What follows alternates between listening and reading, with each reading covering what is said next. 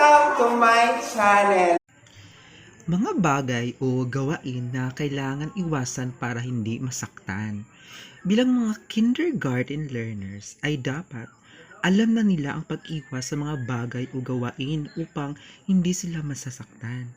Ang activity namin ngayon ay ilhon namo ang mga bagay na magbisaya ko o gawain kung makadaot ba ni sa ilaha o dili. Kung makadaot, butangan nila og X, bitaw no si X makadaot jud, char. Pero og dili makadaot, butangan nila og check, check na check.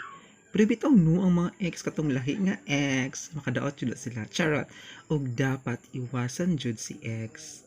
Pero ako wala man ko'y X, bitaw oy. Dili ta sa activity. Please watch this. Okay, bantay, bantay, bantay, bantay.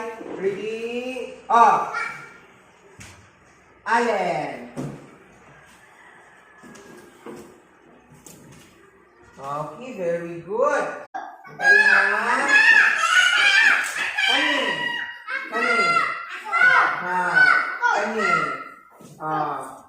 Kanin. Kinji. Okay.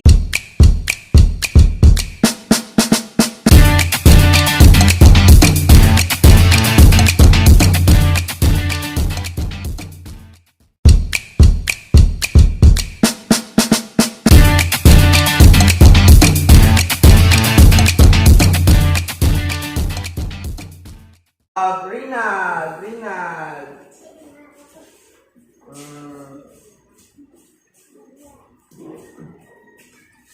Okay. Hi! Thank you for watching. Bye!